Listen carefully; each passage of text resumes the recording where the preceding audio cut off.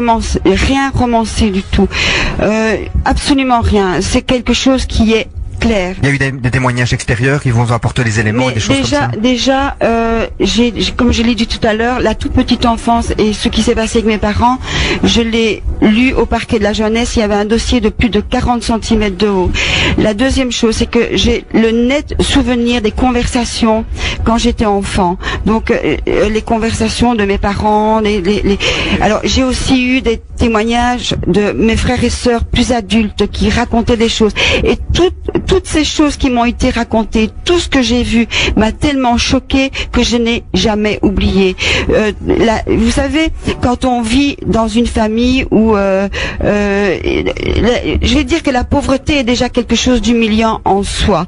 Alors quand on ajoute à la pauvreté l'alcool, la vulgarité, la saleté, et qu'on vient d'un endroit, donc chez les religieuses, où tout était propre, très austère, très rigide, mais qu'on vient d'un endroit où il fait propre, je pense qu'on peut pas oublier l'endroit dans lequel on tombe et tous ces comportements qui sont choquants. Je n'ai rien oublié et rien n'a été romancé, je vous l'assure. Voilà. Nous allons à présent accueillir par téléphone Madame la ministre Evelyne Heutebroek, ministre de la Communauté française en charge de la jeunesse et de l'aide à la jeunesse. Bonjour Madame la ministre. Bonjour. Merci en tout cas de nous faire le plaisir d'être avec nous dans cette émission, car nous savons que vous avez un agenda fort chargé. Alors nous savons que la problématique de l'enfance maltraitée et abusée est un sujet qui vous tient particulièrement à cœur. Pouvez-vous nous dire quelles sont les évolutions que vous avez menées dans ce domaine en faveur des enfants et des familles? C'est-à-dire que c'est vraiment un sujet très important parce que ce qu'on voit, c'est quand on parle d'aide à la jeunesse, on parle très souvent principalement des questions de délinquance. Or, il ne faut pas oublier que dans notre communauté française, on a aussi, à côté de ces problématiques de la délinquance, beaucoup de jeunes qui sont des jeunes qu'on peut dire qui sont des jeunes soit en danger ou en difficulté. Quand je dis des jeunes, ce sont des jeunes ou des enfants. Donc, ce que j'ai absolument voulu faire, c'est avoir des actions vraiment très concrètes sur cette question de maltraitance. Il faut savoir que en communauté française, on a quand même à peu près 25 000 jeunes par an qu'on peut dire en difficulté ou en danger. Ce qui ne veut pas dire qu'on en a 25 000 qui sont maltraités. Non, attention. Alors, on a évidemment des outils, on a des équipes, on a des instruments pour combattre cette maltraitance. Mais aussi, on doit absolument agir aussi sur tout ce qui est de la prévention. Essayer d'éviter, évidemment, la maltraitance. C'est aussi de l'information pour essayer de déceler les cas de maltraitance. Alors, cette année-ci, ce qu'on lance aussi, ce sont plusieurs tables rondes avec les équipes, avec les professionnels sur cette question de maltraitance autour de 4 grands thèmes qui vont débuter là maintenant en septembre pendant 2-3 mois. Ce sera sur la question de prévention, sur la question de comment est-ce qu'on prend en charge les situations de maltraitance. Ça se fera dans les différentes régions, c'est bien ça? Ça va se faire dans les différents lieux de la communauté française, tant Bruxelles que Wallonie. Et donc, on va réunir des professionnels de terrain, des experts, mais parler de concret, parler du quotidien, parler des difficultés que rencontrent aussi les professionnels dans ces questions, et puis évaluer aussi les outils qui sont en place actuellement. Et surtout, moi j'attends un rapport de ces tables rondes en octobre et aussi des recommandations à mettre sur pied pour améliorer les systèmes qui existent déjà. Donc c'est vrai que c'est un travail de longue haleine et en même temps c'est vrai que on a parfois, c'est vrai, le sentiment que tout ne va pas assez vite, mais finalement je sais que sur le terrain ça bouge beaucoup et vous coordonnez tout ça. Mais c'est-à-dire qu'on a énormément de gens qui travaillent dans le secteur de l'aide à la jeunesse, qui travaillent bien.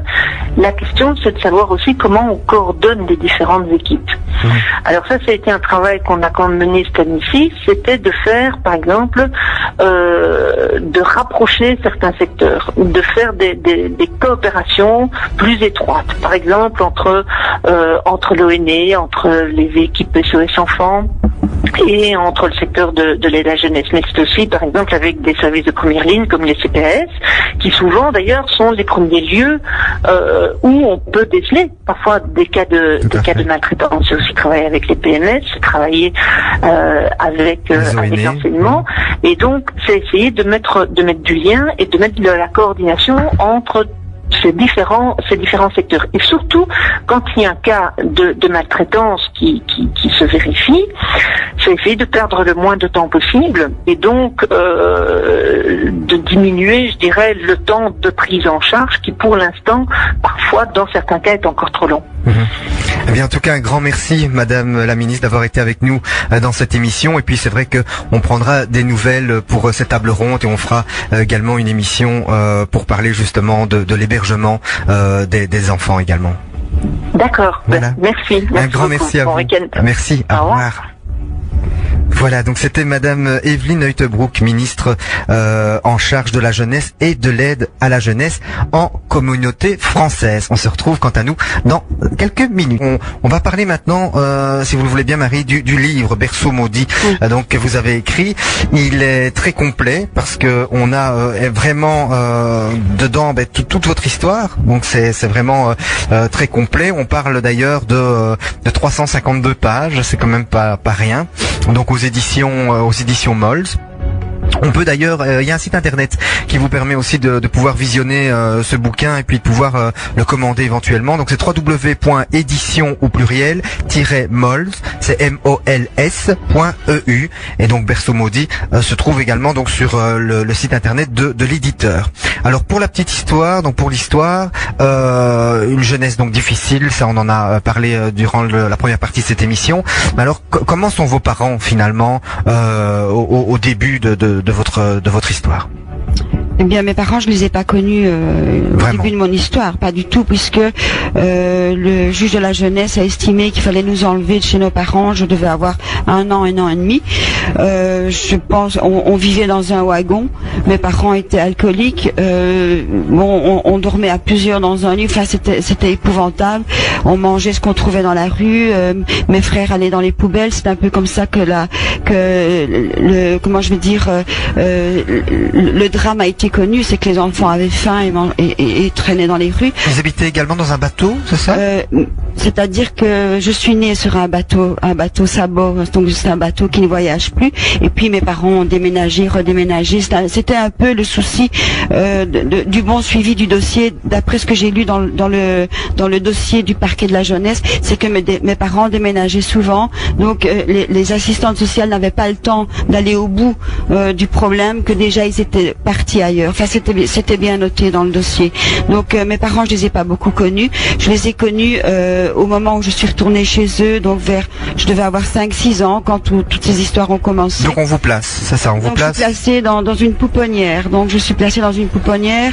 Je peux citer le nom parce que la maison a été fermée pour maltraitance d'enfants aussi. Les enfants ont été vraiment battus. Mes petits frères sont allés là-bas quelques années plus tard. Ils ont été maltraités. Ils avaient des bleus. On les punissait. Ils pouvaient pas nous voir en visite parce que soi-disant ils étaient trop difficiles. Ils étaient punis. En réalité, ils avaient été battus. J'ai un de mes frères qui m'a raconté qu'un éducateur avait mis des clés au bout d'une ceinture pour le battre. Donc voilà. Donc j'étais dans une pouponnière dans cette maison à Marcinelle. Ce qui est assez troublant, c'est que vous dites à un moment donné dans votre ouvrage, vous expliquez que finalement vos frères à un moment donné sont dans un bâtiment juste à côté du vôtre. C'est-à-dire et qu'à un moment donné on vous dit ben voilà votre frère est là et vous le saviez même pas. Non, c'est-à-dire que j'étais à l'école et j'ai une petite fille qui est venue me chercher en courant, mais j'étais aussi très petite. Et là, il y a une fille qui me disait toujours, il y a quelqu'un qui t'appelle derrière la porte, il y a quelqu'un qui t'appelle derrière la porte. Et alors, ça va être difficile. Ça va être difficile. C'est pas facile. Alors, en fait, je vais raccourcir parce qu'on n'est pas là pour se lamenter, on est là pour avancer. Donc, en fait, derrière la porte, c'était un de mes frères qui avait entendu dire que j'existais derrière cette porte. Je ne les connaissais pas. Et c'était à l'école. Donc, ils étaient dans une institution pour garçons et à 4 km kilomètres de là à peu près. Moi j'étais dans ce couvent de religieuses, mais nous étions dans l'école qui était juste juxtaposée. Il y avait un mur qui séparait les deux cours de récréation et une petite porte verte. Je devais descendre 2 marches d'escalier et mes frères étaient derrière. Je ne les connaissais pas. Donc ça c'était comme ça que vous avez pu les retrouver. Oui, c'est comme ça que j'ai su que j'avais des frères. J'étais ravie de découvrir que j'avais quand même une petite famille quelque part. Oui.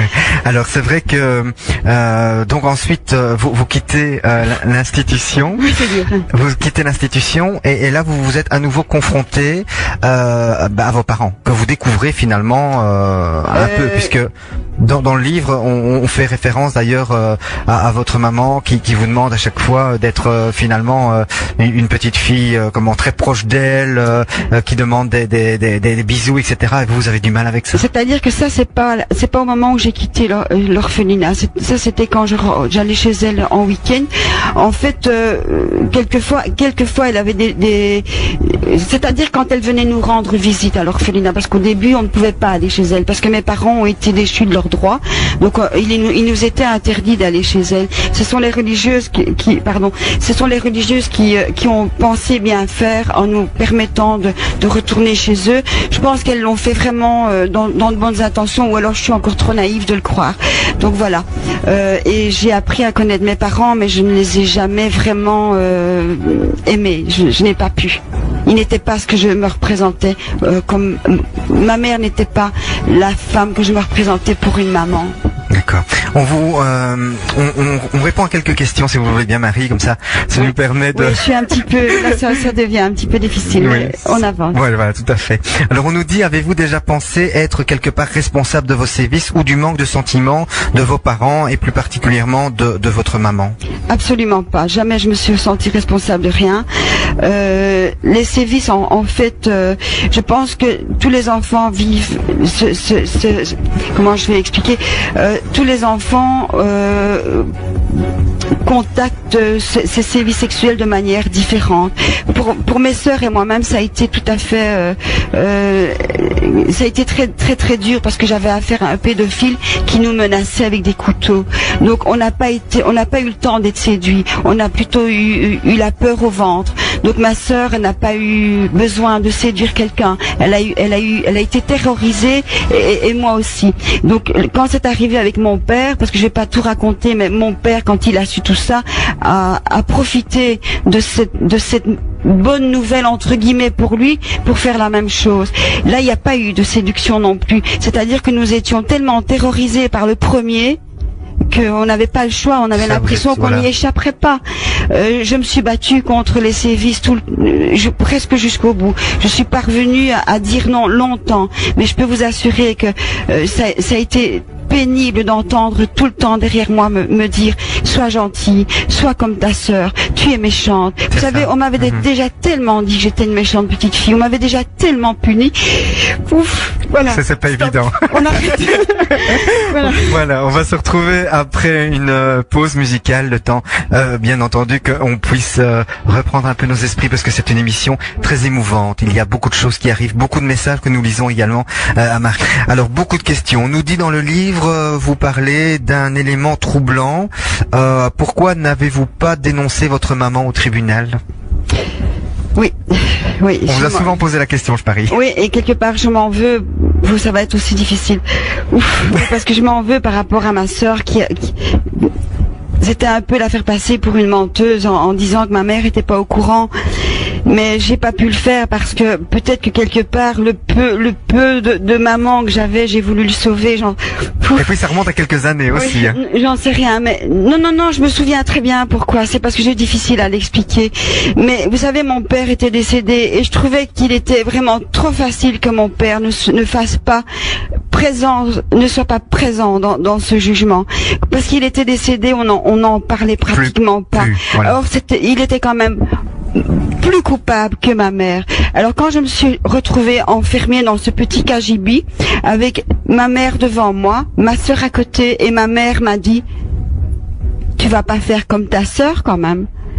tu vas quand même pas aller dire oui au juge, tu vas pas dire que je suis au courant, tu sais que si tu fais ça, je vais me retrouver en prison, et j'ai pas pu m'empêcher de voir ma mère derrière des barreaux, et je crois que ça a été trop pour moi.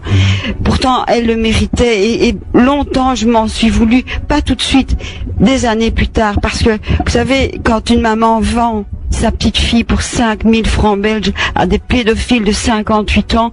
Ma petite sœur Suzy dans le livre a été vendue, vous vous rendez compte? Pour 5000 francs belges.